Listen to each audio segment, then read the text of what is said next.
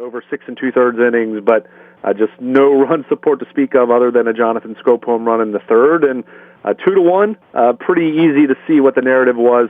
Good enough pitching, offense not nearly good enough, and still waiting for the bats to wake up really in the whole month of July after that record-setting June that they had. Yeah, I mean, back to Gausman for a minute because we've talked so much about him. I mean, this is the effort you want in the end of July. You know, a nice lengthy effort, didn't really get in trouble, made a mistake or two, but certainly the Orioles' bats 90% of the time, 95% of the time are going to make up for this. I got to give some credit to Ivan Nova, on a Monday night, and I don't think much of him, and we've been seeing him, for the better part of the last 5-6 years, whatever it's been. He's been really kind of a spotty guy for the Yankees, who's always kind of been in and out, in and out. Yeah, he's had some stretches over his career where he's pitched well, but he went into Monday night's game with an ERA over 5. If you look back at his last 6-7 starts, I mean, he really wasn't pitching all that well.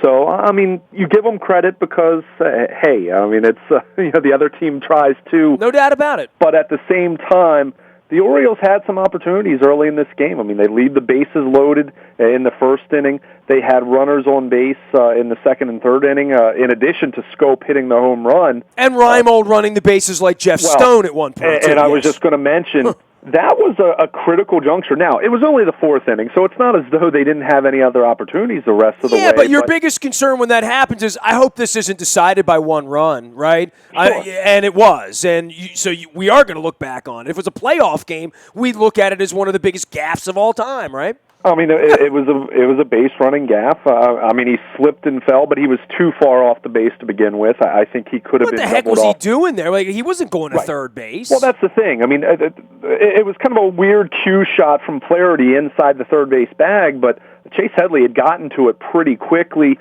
And you just think about the situation there. You'd have first and second, one man out for Adam Jones, and then Jonathan Schoop on deck, who has been the Orioles' hottest hitter really over the last 3-4, going back to the beginning of June, 3, 4, 5 weeks. So instead of having that, Flaherty does get the second because Reimold at least stays in a run down long enough. But it really short-circuited what could have been a nice rally against Ivan Nova. And then after that, Nova settles in. He retires the final 7 hitters he faced, and you turn it over to that back end of the New York bullpen. I mean, that's not a recipe that's going to result in you getting wins when you have to face Betances, Miller, and Aroldis Chapman throwing 105 miles per hour. Yeah, it really was kind of like an ideal Yankee setup, right? I mean, their whole gig getting into it is, keep him out of trouble, give the ball to Betances in the 7th inning. That's their plan most nights. This was an ideal New York Yankees victory on Monday night for them. It was, and I mean, really, it's not as though their offense did a whole lot, but they got a rare good start from someone other than Masahiro Tanaka. I mean, Tanaka pitched well against the Red Sox on Sunday night, and they kind of used the same exact formula: Betances, Miller, and Chapman. And the issue for the Yankees has been that their starting pitching has been below. It's been a subpar group overall, and their offense hasn't scored nearly enough. So they don't often get to the 7th inning where they can turn it over with a lead to those guys. So, you're right. I mean, that was kind of the blueprint for them. I mean, clearly they'd like to score more than 2 runs as well, but you get that kind of an outing from your starting pitcher. It puts you in a position where you can win with only 2 runs. And, I mean, much like the Orioles when they're at full strength and they have Brock, O'Day, and Britton, I mean, you have those 3. And keep in mind, the Orioles got to the Yankees bullpen earlier in the year when they were playing at Camden Yards on one occasion, but it just you fall behind this team in the late innings, you're going to get your feelings hurt. You're going to be disappointed way more often than not, and that's where the Orioles found themselves after squandering some early opportunities against Ivan Nova. Luke Jones joining us here. Orioles lose 2-1 in Game 1 of the series. And, for Gausman, this is what we expected to see kind of on his best day. I mean, if you got that effort every fifth day, first off, you wouldn't be 1-7, right? And they wouldn't have been throwing him into the bullpen last year. Nova, for this trading deadline and for what the Yankees are trying to do here, at least I don't think the Yankees, and I'm going to talk to beat writers all day long about this from New York, I think that they will in the end wind up trading off some of these pieces. And it starts like that where a month ago, who would want Evaldi? Who would want Nova? Chapman at 105 miles an hour. I mean, Palmer all but laughed out loud when he saw that. By the way, I had the Red Sox play-by-play voice on earlier today, and Tim Neverett, he was up in the Bronx over the weekend and said he was talking to scouts around the cage about 104 hitting on the jugs gun and said that they're juicing their jugs guns up there. Well, they might be, but at the same time, PitchFX and StatCast had them at 105 miles per hour, too, and those are independent of just the gun that they have at Yankee Stadium. But that means nobody's ever thrown a baseball harder, right? Is that what it means? Well, that's the thing, right? But he had been clocked, I believe, I want to say it was 2010, 2011, a little bit earlier in Chapman's career when he was with the Reds, that he had been clocked at 105 miles per hour by PitchFX, I believe. So that was impressive, but it is very interesting to see what the Yankees are going to do. I don't think two straight wins, one coming against the Red Sox on Sunday night and then beating the Orioles in the opener. At 46-46, I still think they're delusional if they're going to be buyers. And, if you're in between with an old team the way that they are, sell. I think that's the worst thing you can do. And that's, we talked about this a bit. Not that the Orioles were old last year, but, they were in that range where, okay, they weren't bad, but at the same time, they weren't all that good. And they ended up, they acquired Gerardo Parra, but that wasn't something that was going to put them over the top. They clearly had their issues. I find it could have put him over the top if he hit 380 the rest of the year. Sure, literally, he could have been that guy. Any player, though. Sure. But I think with the Yankees, it is going to be interesting to see how this plays out. And it's. I guess there are different ways to go about it. You can sell off a couple pieces, like Chapman. He's a rental for someone, obviously. Beltran. Other guys are guys that you have under control. Andrew Miller has been talked about a lot. He has 2 more years left on his contract. So whatever team acquires him, you're not just acquiring him and giving up talent to get him for this year, but you're also taking on a financial commitment. So there are different guys that are more likely to be traded than others. I think Carlos Beltran is kind of a slam dunk, one of the few hitters in that lineup who has produced, and he's someone that would be a rental, clearly. But the question also, from a organization here, Luke, and you've witnessed this over 2 decades, we've always been the sellers, and as a seller on the deadline, you deal off Jack Clark and you get a bag of baseballs or whatever. Sure. Or not Jack Clark, Will Clark, excuse me. Yeah. I would say this, though, for these Yankees, Ivan Nova was a guy that 2 weeks ago, would the Orioles really have wanted to deal anything for him? I don't know. Maybe he's better in the rotation than Tyler, Wilson or Mike Wright or any of these other sort of experimental pieces. But what would you legitimately be giving up, and what would the Yankees legitimately take in return for Ivan Nova? If he goes out and gives you what he gave you on Monday night, this is why this is a nice little showcase, because if you get that Ivan Nova, that's a difference maker. If the Orioles get this Kevin Gausman for the next 5-6 weeks, it is a difference maker. Somebody has to step up and be better for the Orioles at this point. I don't know what more you could ask them what Gausman did on Monday night, except to say, well, these other teams are out there, and we know we need a pitcher, and we're going to go get a pitcher. Would we want Nova? I don't know. I really don't know. Well, if he pitches like he did on Monday night, sure. But you look back at his last 6-7 starts. 4 earned runs given up at his start before that. Only 1 earned run, 5 1/3.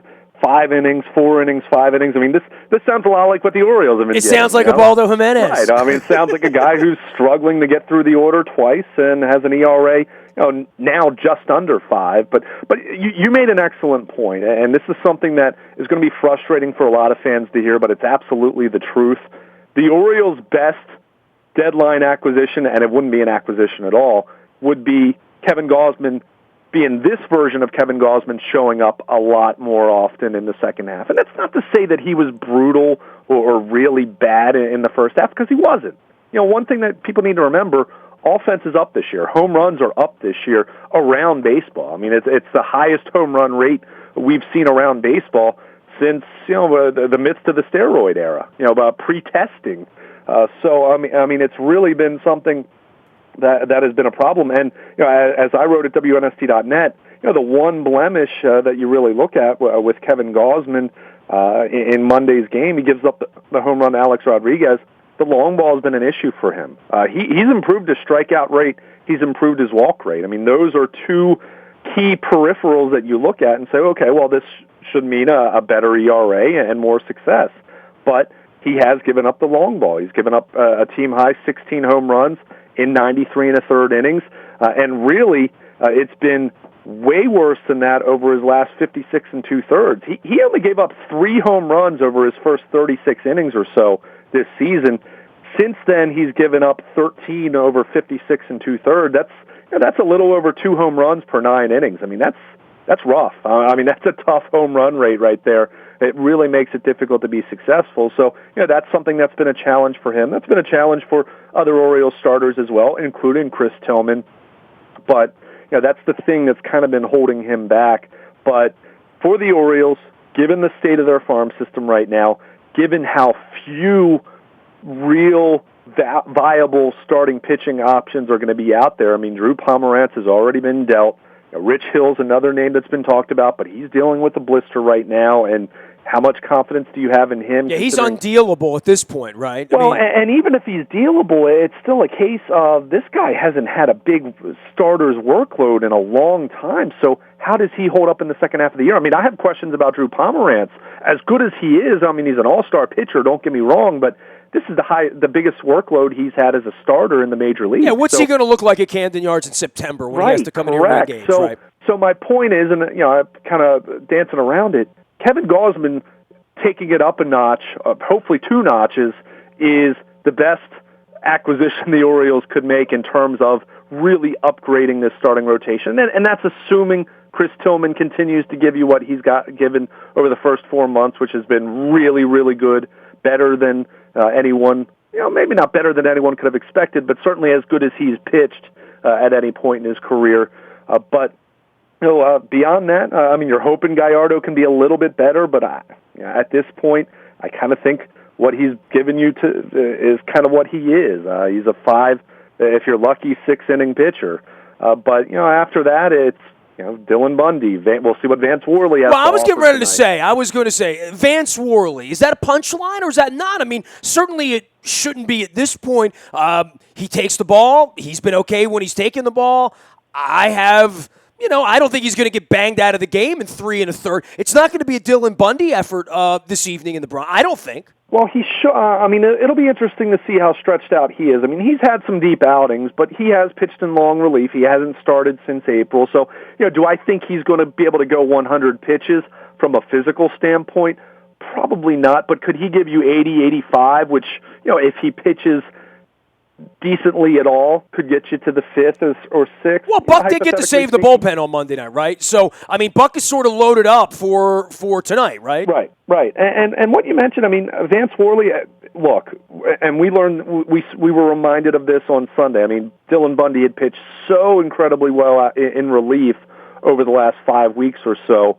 And then we saw, it was a little different story against the Rays on Sunday, and we'll see that he's a work in progress, and clearly that's a pretty unique situation. But, Vance Worley's pitched pretty well overall this year. I mean, he's been better than I thought he would be. I mean, this is a guy who has quite a bit of starting experience in the league. He hasn't been a great starting pitcher, but he's had some stretches where he's been successful. He's had some stretches where you would accept him as a number 5 starter. So, the question is, can he do that for the Orioles at the moment?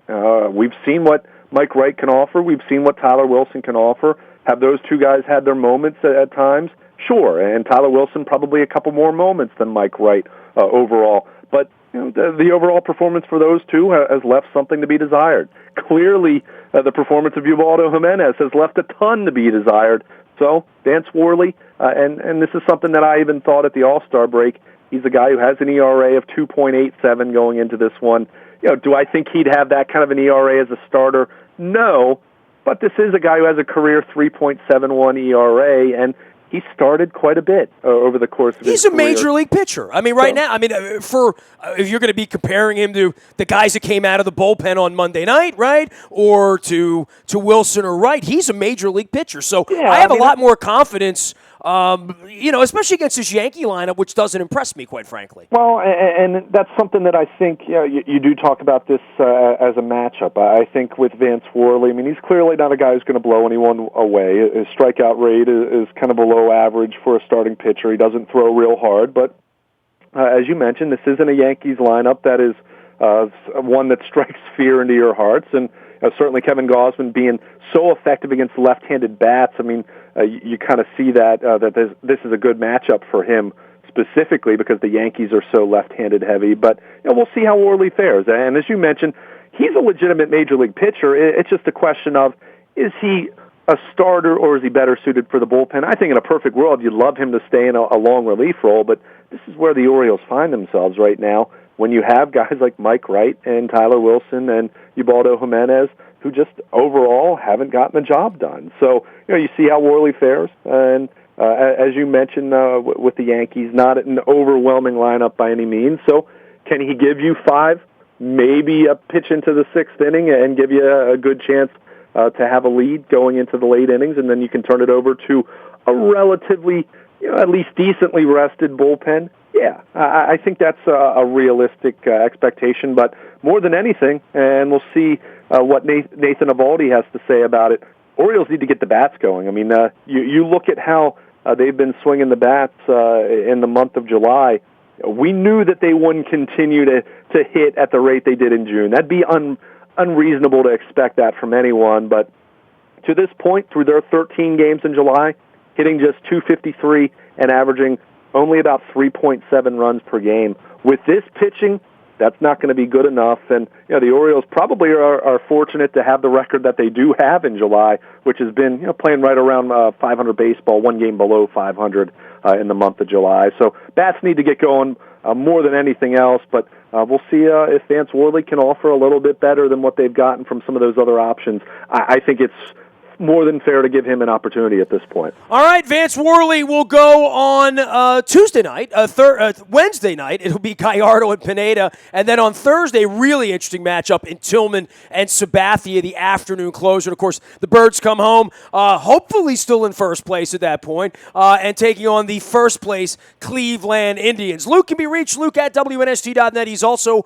Baltimore Luke on Twitter. I am me on Twitter. We are us on WNST. Whether it's Facebook, LinkedIn, Snapchat, Instagram, or out on WNSTV's YouTube page or Facebook Live. You can always email me as well, nasty@WNST.net. Anything you missed, including last week's rock stuff, all up in the Buy a Toyota Audio Vault 24 hours a day from anywhere in the world. Download it on the TuneIn Radio app. You can listen when you want, where you want, how you want, to what you want. It's WNST and our Buy a Toyota Audio Vault. Morning newspaper, 7 a.m. Hit your email inbox. That's free of charge and powered up by Planet Fitness and PlanetFitness.com. Still $10 a month to get in the best shape of your life. Make sure you're checking out Planet Fitness. Last but never least, breaking news happens first on the WNST Tech Service. That is powered up by Coons Ford of Security Boulevard. I'm Nestor. Luke and I'll be watching the Birds. You will be too. We are WNST.net, AM 1570, and WNST Taos in Baltimore. And we never stop talking Baltimore sports.